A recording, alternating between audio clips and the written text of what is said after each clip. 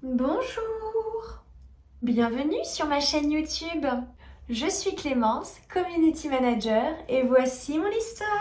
Je suis originaire de Montpellier et à la base, je ne me suis pas du tout, mais alors pas du tout orientée pour faire ce métier-là. J'ai fait des études d'histoire de l'art, donc pour le coup, absolument rien à voir. Ça ne me plaisait pas, je ne me reconnaissais pas dans ce métier et d'ailleurs je ne savais pas quel métier était possible en ayant cette licence.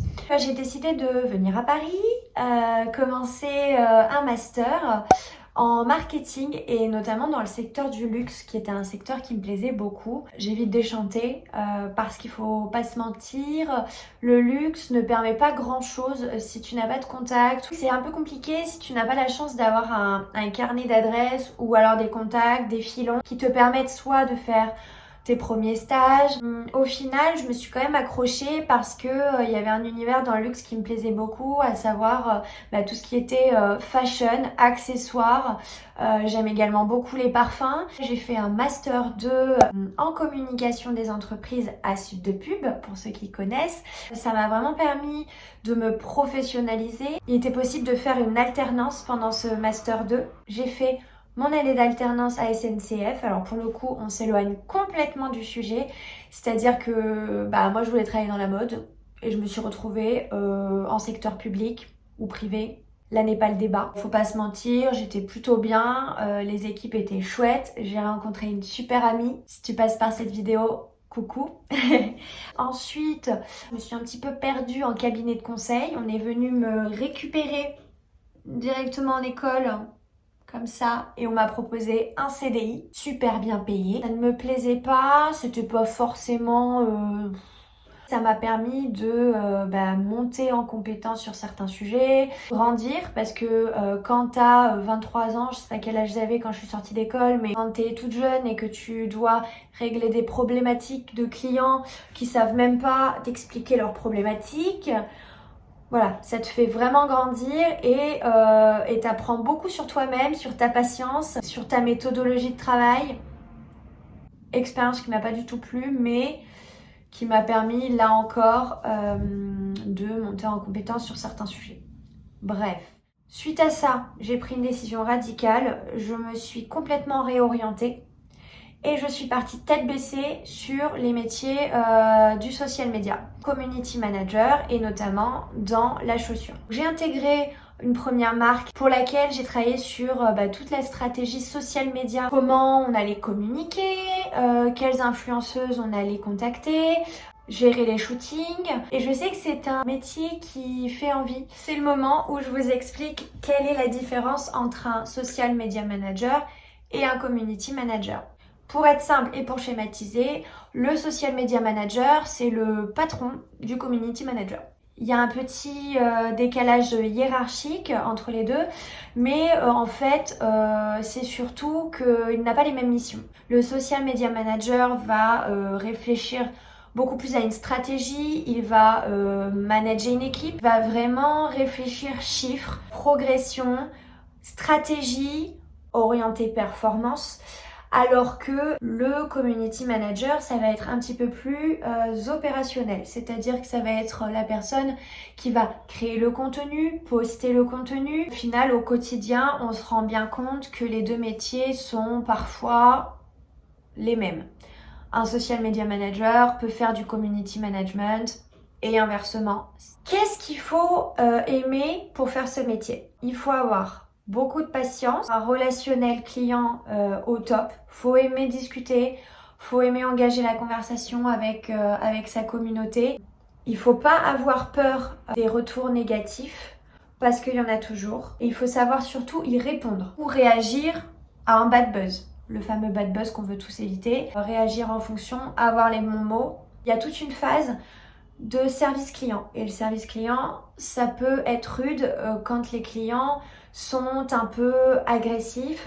Parfois, il y a des mots durs et il faut vraiment pas le prendre pour soi. Donc, il faut arriver à prendre beaucoup de distance par rapport à ça. Ne pas avoir une trop grande fierté parce que sinon, on n'arrive pas à faire ce métier. Ça me fait penser à quelques anecdotes assez cocasses. Bref, passons. La passion.